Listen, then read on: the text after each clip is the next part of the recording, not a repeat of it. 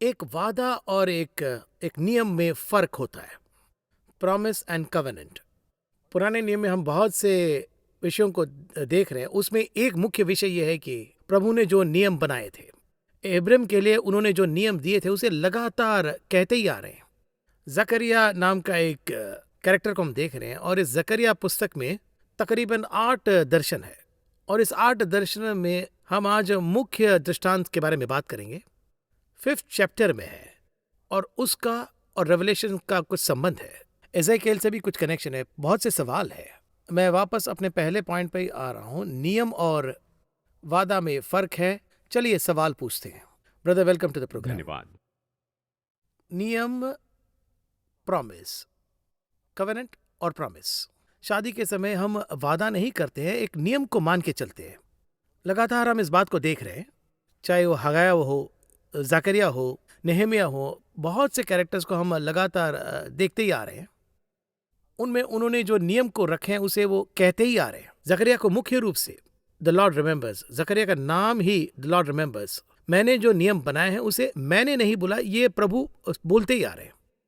क्या हम उसे भूल गए? इस सवाल से हम शुरू करेंगे, जरा समझाइए। वाचा 2 लोगों में बांधी जाती है। एग्रीमेंट तो 2 लोगों के बीच में बनता है। जैसे आपने कहा, विवाह जो है जिसमें दूल्हा और दुल्हन मिलकर वाचा बांधते हैं। जब हम कहते हैं परमेश्वर हमारे साथ वाचा बांधते हैं, उस वाचा के लिए दोनों को जिम्मेदार होना पड़ता है। जब दोनों लोग जिम्मेदार होते हैं तो उस वाचा में जीवन है, वो वाचा जीवित है, ये अर्थ है। कई बार उस वाचा से हम ही हैं जो हट जाते हैं, परमेश्वर नहीं हटते। वो क्लियर है। घर बेचते समय आपने देखा होगा, बेचने वाला कहता है इस तारीख तक पैसे दीजिए और कुछ एडवांस दीजिए, फिर वो एग्रीमेंट बनाते। निश्चित तारीख पर पैसे देने की जिम्मेदारी तो घर खरीदने वाले की होती है। यहाँ पर कई बार क्या होता है, किसी परिस्थिति के कारण वो पैसा चुका नहीं पाते हैं तो एग्रीमेंट पूरी तरह से खत्म हो जाता है। इसी तरह से परमेश्वर ने बिल्कुल शुरू से ही जो वाचा है, मैं वो बता रहा हूँ जो मैंने महसूस किया है। ये वाचाएं, यानी बाइबल में कितनी वाचाएं हैं, इसके बारे में एक अलग एपिसोड बना सकते। ये कहाँ से शुरू हुआ? ये तो आदम से शुरू हुआ है।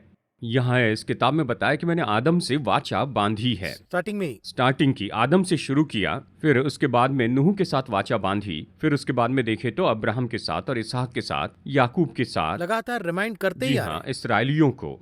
इस तरह की अंतिम वाचा हमारे साथ में बांधी गई, जेंटाइल्स के साथ, अन्य जातियों के साथ। अब ये जो वाचा है ये परमेश्वर के लिए बहुत ही महत्वपूर्ण है। वाचा के साथ में प्रभु प्रतिज्ञा करते हैं। वाचा जो बांधी गई है, पति और पत्नी के बीच में वाचा होती है, सुख में और दुख में, अमीरी में गरीबी में हम साथ देंगे कहते हैं। ये कहने पर उस वाचा में प्रतिज्ञाएं हैं। वो प्रतिज्ञा भी करते हैं पत्नी से कि तुम इस वाचा के अंदर जब रहोगी तो तुम्हारी सारी ज़रूरतें पूरी होगी, और इस वाचा में विश्वास योग्य रहे तो परमेश्वर संतान देंगे। ये इस तरह से आशीषें हैं और ये तो प्रतिज्ञा है, ये प्रतिज्ञा करते हैं। लेकिन इस वाचा और प्रतिज्ञा के बीच में कनेक्शन होता है। जब वाचा बांधी जाती है तो प्रतिज्ञा बांधी जाती है। मुझे केवल प्रतिज्ञा चाहिए, मैं वाचा में विश्वास योग्य नहीं रहूंगा तो ये सही नहीं होगा। बैलेंस नहीं रहता। बैलेंस चाहिए। बहुत से लोगों को प्रतिज्ञा चाहिए, केवल प्रॉमिस चाहिए, परमेश्वर मेरे लिए ये कीजिए वो कीजिए। परमेश्वर क्या कहते हैं, तुम्हें वाचा में रहना होगा। हम वाचा के लिए जितना विश्वास योग्य होंगे उतनी ही ये प्रतिज्ञा हमारे जीवन में काम करेगी। बहुत ही सरल है। जितनी पढ़ाई की केवल उतने ही मार्क्स हम प्राप्त कर सकते हैं। पढ़ाई में कमजोर है तो भी कोई चिंता की बात नहीं है। प्रतिज्ञा ये है कि हमें परमेश्वर ऊंचा उठाएंगे, वो हमें सिर बनाएंगे, पूछ नहीं। स्टेट फर्स्ट होना चाहते हैं ये तो ठीक है, लेकिन आप इसे कितनी गंभीरता से लेते हैं। बेसिक कुछ खटकने जैसा लग रहा है। तो वाचा बहुत ही महत्वपूर्ण है। वाचा प्रतिज्ञाओं पर आधारित है। नया नियम नई वाचा है। हमसे नई वाचा बांधी गई है। हम प्रभु भोज लेते हैं, क्या कहते हैं, अनुचित रीति से कोई प्रभु भोज न ले। देखिए ये वाचा बहुत महत्वपूर्ण है। अनुचित रीति से प्रभु भोज लेंगे तो क्या ये प्रतिज्ञाएं नहीं रहेगी? क्रूस पर यीशु ने जो प्रतिज्ञाएं दी हैं तो कैसे संभव है? यही बात है। तो वो वाचा के साथ में क्या करते हैं, क्योंकि वो तो दयालु है, इसलिए वो क्या करते हैं, जबकि हम वाचा से दूर चले जाते हैं वो हमें वापस लाने की कोशिश करते हैं। रिमाइंड करते ही याद आ रहे दिलाते हैं। जकरिया को कहकर रिमाइंड करते ही याद दिलाई जैसे है, जैसे आपने शुरू में कहा, चलिए शुरू की बात पर वापस जाते हैं। यानी घर खरीदते समय अगर आप जाकर उनसे कहें सर मैं इसे पूरा नहीं कर पाऊंगा, तो वो कहते हैं ठीक है 6 महीने का समय हम बढ़ा वो तो सकते हैं, टाइम, जी हाँ। मुझे थोड़ा और समय दीजिए, कोई बात नहीं तुम थोड़ा और समय लो, इस तरह से कहते हैं ना। उस तरह से इस वाचा को क्या करते हैं, एक्सटेंड Extend करते कर हैं। एक लिमिट के बाद में जब कुछ संभव नहीं हो सकता है तो वाचा टूट जाती है, पर वो नहीं तोड़ते, ये अपने आप टूट जाती है। या हम खुद कहते हैं नहीं ये संभव नहीं है, इस तरह यहेजकेल में कहा है। तो परमेश्वर अपने सारे दासों को फिर से तैयार करते हैं ताकि वाचा को फिर से नया बनाए। टू रिन्यू द जी हाँ, कि किसी तरह से इसे वापस लेकर आए, कि उन्हें फिर से एक साथ लाए और अपने साथ जोड़ कर रखें। वो यही चाहते हैं। परमेश्वर ने जगत से ऐसा प्रेम रखा क्योंकि उस प्रेम के सामने चाहे कितने भी दूर चले जाए फिर से वो देखिए एक बात परमेश्वर के स्वभाव के बारे में जो बाइबल में मैंने पढ़ा मुझे पसंद है।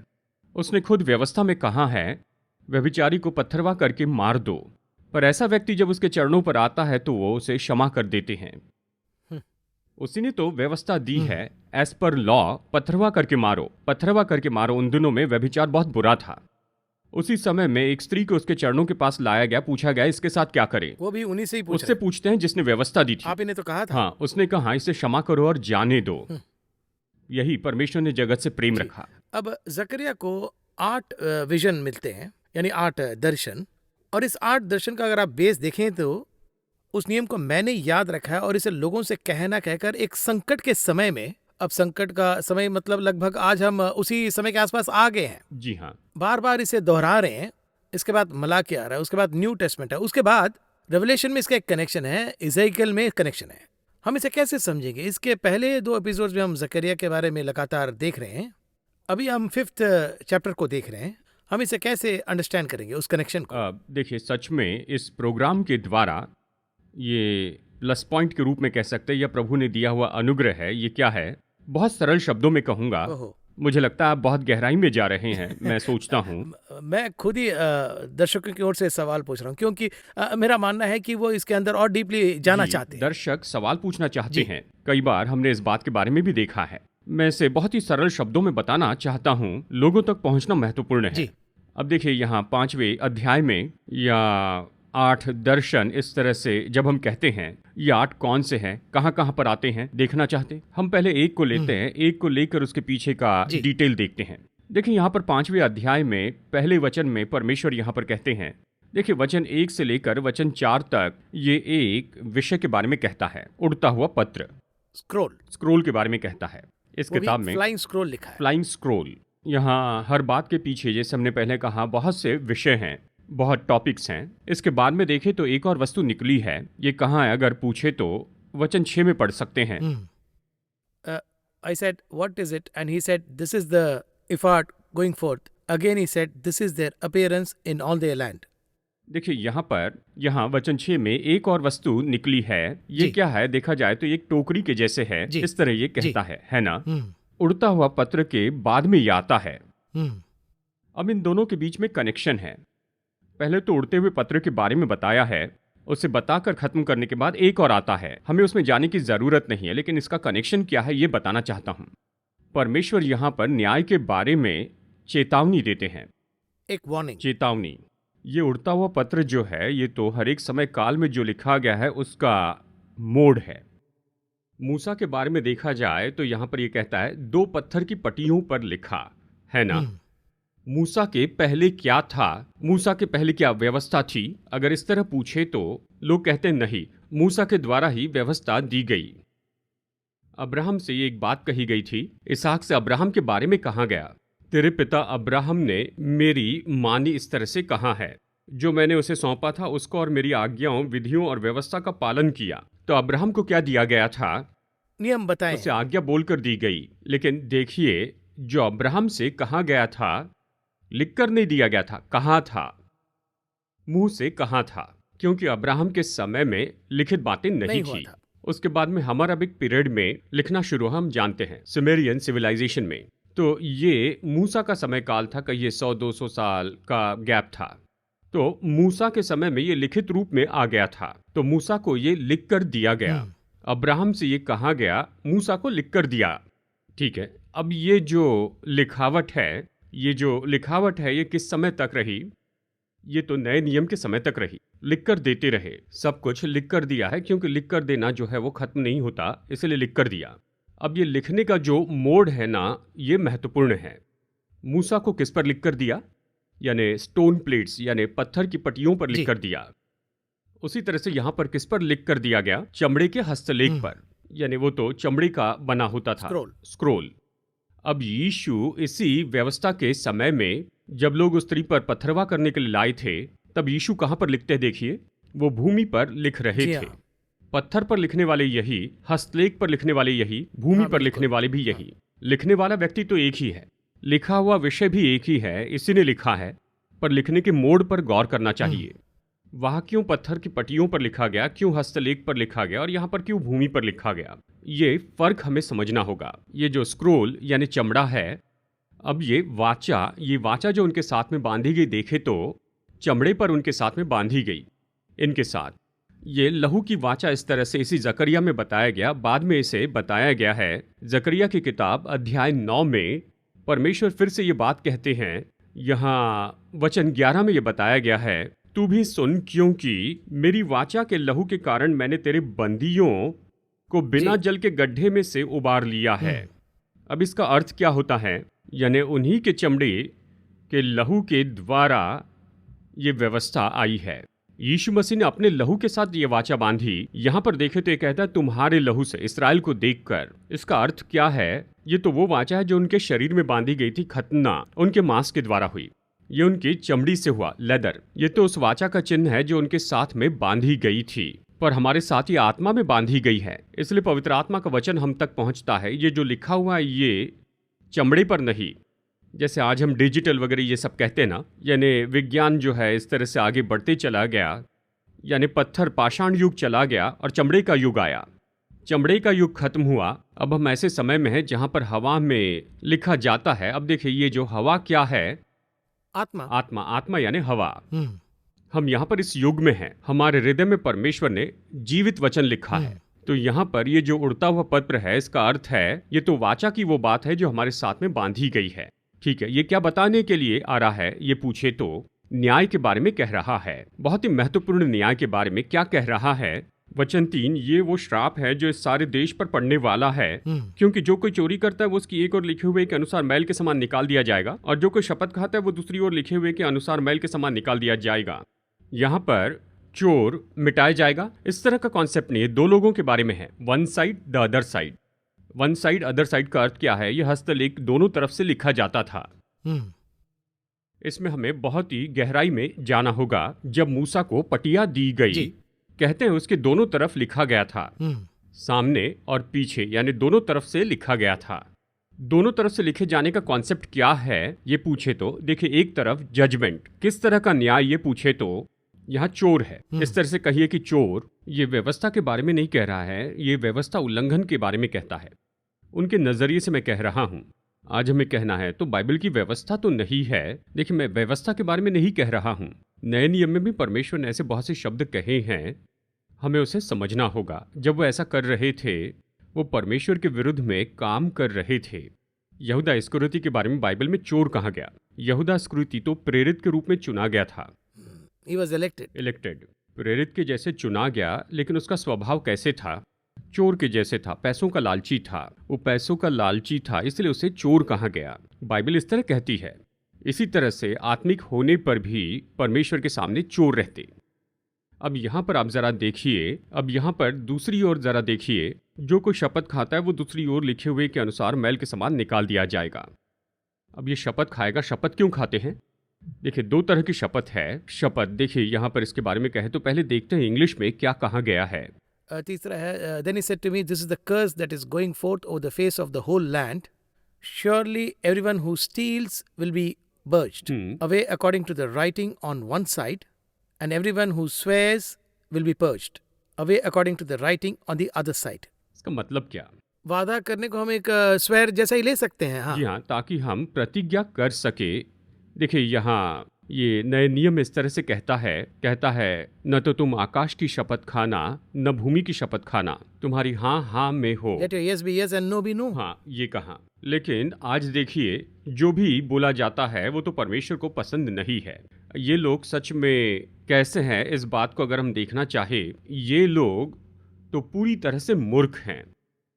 यदि किसी मनुष्य को गवाह के रूप में गवाही देने लगाते हैं, यदि कुछ गलत हुआ है तो जिसने गलत किया उसके उद्देश्य को सही कर सकते, लेकिन अगर परमेश्वर गवाह है ये कहे तो उसे ठीक करना बहुत ही मुश्किल बहुत होगा। मुश्किल है। यही तो यहाँ पर परमेश्वर कह रहे हैं, तुम प्रतिज्ञा मत करो, हाँ का हाँ कहो, ना का ना कहो। और इसके परिणाम में क्या हो रहा है, वो नाश हो रहे हैं, और यही तो न्याय है। यहाँ न्याय के बारे में बताया गया है। अब यहाँ पर ये उड़ने वाला पत्र और प्रकाशित वाक्य का जो पत्र है, यहजकेल में यहाँ पर तीसरे वचन में जो बताया गया, ये एक ही परमेश्वर ने लिखे हैं, पर ये 3 अलग कॉन्सेप्ट्स हैं। यहजकेल 3 में एक विषय पर बताया और वही प्रकाशित वाक्य में भी बताया गया। अब इन दोनों में फर्क क्या है, यानी वहां जाकर इसे देखकर यहाँ वापस आते हैं। इसे याद रखिए, यहाँ पर न्याय के बारे में कहा गया, यहाँ पर पूरी तरह से न्याय के बारे में बताया। और वहां पर वो क्या कह रहा है अगर देखा जाए तो यहजकेल 3 में देखे, इट्स अबाउट प्रोफेसी, ये भविष्यवाणी के बारे में कहता है। यहाँ भविष्यवाणी के बारे में क्या बताया गया, इसे देखते हैं, इसे गौर से सुनिए। पहला वचन यहाँ पर पढ़ रहा हूँ 3:1 को। तब उसने मुझसे कहा, हे मनुष्य के संतान, जो तुझे मिला उसे खा ले, अर्थात इस पुस्तक को खा, तब जाकर इस्राएल के घराने से बातें कर। इसलिए मैंने मुंह खोला और उसने वो पुस्तक मुझे खिला दी। तब उसने मुझसे कहा, हे मनुष्य के संतान, ये पुस्तक जो मैं तुझे देता हूँ उसे पचा ले और अपनी अतड़ियां इससे भर ले। अतः मैंने उसे खा लिया और मेरे मुंह में वो मधु के तुल्य मीठी लगी। और उसके पेट में कैसे लगी ये इसके बारे में आगे बताता है। इसका अर्थ क्या है अगर ये पूछे तो, इस्राएली लोगों को भविष्यवाणी बताने के लिए कहा, क्योंकि वे चले गए, परमेश्वर को छोड़ के चले गए। वो वहां निजातियों के साथ थे। जकरिया का समय यानी दारा राजा का समय, यानी उस समय काल में जब वो अन्य देश में थे, जब ये बोला गया तो आप देख सकते हैं, तुम जाओ इस्राएली लोगों के पास में जाकर भविष्यवाणी करो। लेकिन जब भविष्यवाणी करोगे तो भविष्यवाणी के शब्द मुंह में मधु के जैसे लगेंगे। इसका अर्थ क्या है? अब यहाँ प्रभु के दासों में समस्या है। वो क्या है? कुछ विषय बोलते समय बहुत अच्छे होते हैं, सुनने में इंटरेस्टिंग रहेगा, दिलचस्प होते हैं, और साथ में प्रभु के दासों को कहने के लिए आसान होते हैं। उदाहरण के लिए कह रहा हूं कि निनवे में जाकर तुम भविष्यवाणी करो, ठीक है ना? जब वो भविष्यवाणी बताई गई, देखिए उसके अनुसार जब वो बताई गई, उसमें कोई फीलिंग नहीं थी, बस वो कहते ही आ रहे हैं। बता दिया गंभीरता से, 40 दिन बाद तुम सब नाश किए जाओगे, ये सब बता दिया। लेकिन जब ये होगा तो कैसे होगा? बहुत ही भयंकर। ये नहीं हुआ, लेकिन होता तो बहुत ही भयंकर हुआ होगा। जब हम जैसे लोगों को बताया जाता है कि यह ऐसा होगा या ऐसा किया जाएगा, लेकिन प्रभु ने कहा तो बता दिया। ये बोलने के लिए अच्छा है, भविष्यवाणी जो है वो तो बोलने में अच्छी सुनाई देती है, लेकिन जब ये होती है तो डाइजेस्ट, देखिए यही वो शब्द आया, पचा ले। अब चलिए प्रकाशित वाक्य 10 में चलते हैं। वो दूसरे लोगों को ये बताना चाहता है। अब हम यहाँ पर दूसरी बात देख रहे हैं। देखिए यहाँ पर ये लिखा है, मैंने स्वर्गदूत के पास जाकर कहा, ये छोटी पुस्तक मुझे दे। उसने मुझसे कहा, ले इसे खा ले, ये तेरा पेट कड़वा तो करेगी पर तेरे मुंह में मधु सी मीठी लगेगी, इस तरह कहा।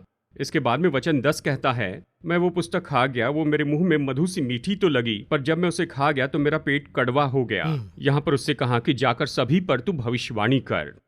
इसका अर्थ क्या है ये देखे तो भविष्यवाणी कहते समय तो अच्छी है, सुनने में भी अच्छा लग रहा है, बोलने में अच्छी है, जाकर लोगों को बताओ, लेकिन आगे जो होगा उसे पचाना जो है वो बहुत कड़वा होता है। देखिए आज न्याय, इस समय में जो न्याय का समय है, हम अंतिम समय कहते हैं। हमारी सेवकाई में हम अंतिम समय के बारे में बहुत कुछ बताते हैं। उस समय हमने जो बहुत सी बातें कही थी वो अभी हो रही हैं। हमारी भविष्यवाणी नहीं, बाइबल की बात। जब हम बताते हैं कि ये होगा या आने वाला है, इस तरह हम कहते हैं। जब हमारी आंखों के सामने वो होता है तो कहते हैं मैंने जो भविष्यवाणी की वही हो रहा है, इस तरह कहते।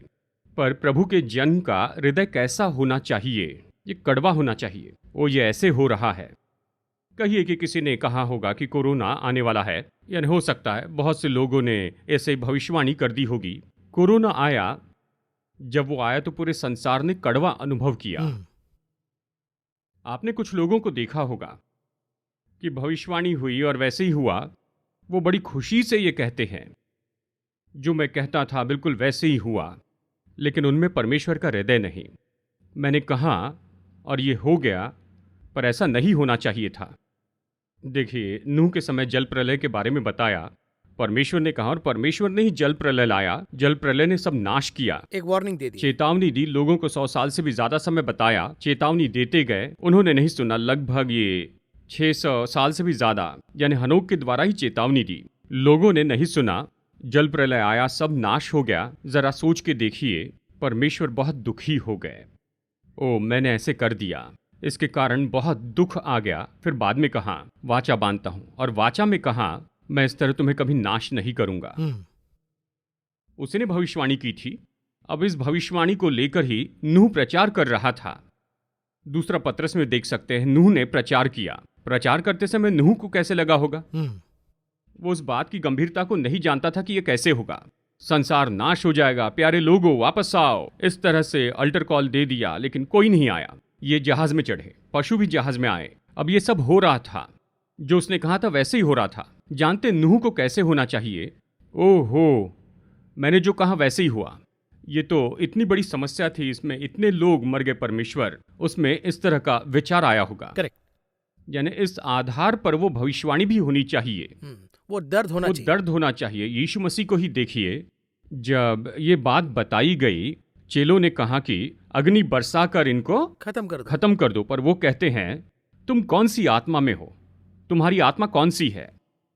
आज लोगों का पतन जो है, हम बड़ी खुशी से कहते तुम नाश हो जाओगे या फिर विनाश आ रहा है। वचन के अनुसार ये बात सच है, ये बदलने वाली नहीं है। लेकिन हम इसे कैसे बताते हैं? जब हम इसे बताते हैं, बताने के बाद उस विनाश की राह देखते हैं। मैं इतने सिद्ध तरीके से क्यों बता रहा हूं, इसके पीछे कारण है। मेरी सेवकाई की शुरुआत में, कहिए 20 साल पहले मैंने अपनी सेवा शुरू की। शुरू करने पर यह मैं बताते चला गया, एक खुशी थी, ये सब होगा, जैसे प्रभु ने बताया वैसे मैंने बता दिया। ये हो रहा है। इसमें भी कुछ अच्छे पॉइंट्स हैं। यरूशलेम राजधानी होगा, निश्चय एक समय होगा, जकरिया 12:6 के अनुसार। उस वचन के आधार पर मैं बताते चला गया, एक दिन होगा, फिर वो हो गया। 2018 में ये हो गया। ये विषय ठीक है, बताया हो गया, देखकर खुशी हो रही है। लेकिन उसी के साथ कुछ ऐसे विषय हैं, यानी संसार का विनाश, भूकंप आएंगे, इस तरह बहुत सी जो भविष्यवाणियां हैं वो सब बता दी। तो ऐसे ही हो, इस तरह की इच्छा हम में आती है। प्रभु का दास होने के नाते सत्य कह रहा हूं, जब भविष्यवाणी बताई जाती, भविष्यवाणी बताई गई, वो पूरी हो, इच्छा होती है। प्रभु कहते हैं, मैंने तुम्हें इस भविष्यवाणी के प्रकाशन को बताया, इसका कारण है, वो होगा, ये सच है, पर तुम ये मत सोचो कि ये होगा, लेकिन उसके होने के पहले कुछ लोगों को बचाना है, ये सोचना है। ओ, लोग इसके कारण बहुत दुख उठाएंगे, ये होगा तो बहुत मुश्किल होगा, तो लोगों का उद्धार कैसे हो, इसके बारे में बोझ आना चाहिए, इसलिए तो प्रकाशन दिया गया है। शुरू में मैं ये नहीं जानता था, मेरा काम था बस बताते जाना, वो आने वाले हैं, ऐसा होगा वैसा होगा, इस तरह से मैं बताते चला गया। एक समय परमेश्वर कहते हैं, तुम तो विनाश को आनंद से बता रहे हो, ये विनाश हो इस तरह से तुम कह रहे हो, ये तो होगा ही। जब ये हो तो लोगों के ऊपर तुमको करुणा करनी है, प्रभु इन लोगों को बचा ले, ऐसी प्रार्थना करनी चाहिए। ओ, ये तो होगा, लोग इसमें फंस जाएंगे, इस तरह से हम में करुणा होनी चाहिए। यही तो पेट में कड़वा होना है। ये जो हो रहा है ये तो बहुत ही कड़वा है। परमेश्वर इसी के बारे में कहते हैं। यहाँ पर यहेजकेल में पुस्तक के बारे में बताया, और प्रकाशित वाक्य की किताब के बीच में क्या संबंध है पूछे तो सामान्य रूप में यहेजकेल से कहा कि ये जाकर तुम इस्राएली लोगों को बताओ, और जो प्रकाशित वाक्य में बताया गया, यानी यूहन्ना को बताया गया, ये सभी जाति और भाषा के लोगों को बताओ, सबको। ये तो इनके लिए भविष्यवाणी थी, वो तो पूरे संसार के लिए भविष्यवाणी है। इन दोनों में क्या है अगर पूछे तो बोली गई भविष्यवाणी मुंह में मधु जैसी है, पर पेट में कड़वी है, अंतिम। इसलिए परमेश्वर कहते हैं, प्रभु के समय में कौन रह पाएगा, प्रभु के दिन को कौन चाहेगा, वो बहुत भयानक ही होगा। कुछ भविष्यवाणी, कुछ भविष्यवक्ता, उनकी भविष्यवाणी की सेवकाई जो उन्हें दी गई है वो केवल इसलिए दी गई है। हम ये कह रहे हैं कि यहेजकेल ने इस तरह से कहा। दानियल को ही लीजिए, उसने ये बताया कि ये पशु आएगा, सब नाश करेगा, वो आएगा और ऐसे खा जाएगा। दानियल कहता है अध्याय 7 से लेकर अध्याय 11 तक, ये कभी अच्छी घटना नहीं है। उनका दर्शन, आज का दर्शन, पूरे इतिहास में ही देखिए, होने वाला इतिहास। अब देखिए, इस तरह से पूरे इतिहास में बुरी घटनाएं जो होने वाली है वो खा जाएगा, ये सब कुछ बताया गया है। बताने में ये तो अच्छा है, दानियल की किताब को समझना बहुत ही मुश्किल होता है, उसमें बहुत प्रकाशन है। वो प्रकाशन है। प्रकाशित वाक्य अध्याय 6 देखिए, जब मोहरें खोली गई तो क्या हुआ, मुश्किलें आई। 8वां अध्याय, जब तुरही फूकी गई तो उसके बाद में क्या हुआ। 16वां अध्याय, वो कटोरे उंडेले गए तो क्या हुआ। ये सब बहुत ही भयानक घटनाएं हैं। अब पृथ्वी पर गर्मी बढ़ रही है, पृथ्वी जल रही है, ये सब बाइबल में बताया गया है। जबकि ये यहाँ ऐसे है तो भविष्यवाणी बताते समय कैसे महसूस करना है। प्रभु के दासों के लिए तो अच्छा है बताने के लिए, लेकिन पचाना बहुत मुश्किल है। वो बोझ हम में आना चाहिए। ये बोझ प्रभु में है, प्रभु के दासों में भी ऐसा ही बोझ हो। जकरिया और बाइबल में हम लगातार जिसे भी देख रहे हैं, किसी ने भी अपनी ओर किसी चीज को नहीं घुमाया। जो काम कहा गया उसे अच्छी तरह से करके गए, इसलिए यहाँ रिकॉर्ड हुआ है। और इसलिए तो ये बाइबल में जोड़े गए।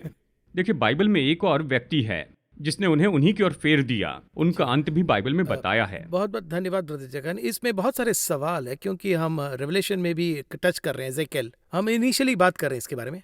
प्रोबेबली अगर टाइम मिले तो हम एक और एपिसोड में लेटर ऑन अगर हो सके तो हम करेंगे। बट इस एपिसोड में आखिर में आप ये कह रहे हैं कि प्रोफेसी को सुनने की बात वो एक तरफ है, पर उसका जब अमल होता है तो वो बहुत ही कठिन होता है। और उसके अलावा जो ये कह रहे हैं, क्या वो उतने एहसास से कह रहे हैं जी। वो भाव हमें जगाना है। दर्शक देख रहे हैं, ठीक है, इस कार्यक्रम को देख रहे हैं, लगातार देख रहे हैं, दृष्टांत और रहस्य के नाम से देख रहे हैं। क्या वो भाव उनके मन के अंदर में है, इसे हम टेक अवे के रूप में देख रहा हूँ। देख लिया और हमने सीख लिया, वो एक तरफ है, लेकिन क्या वो परमात्मा का भाव हमारे अंदर जागेगी?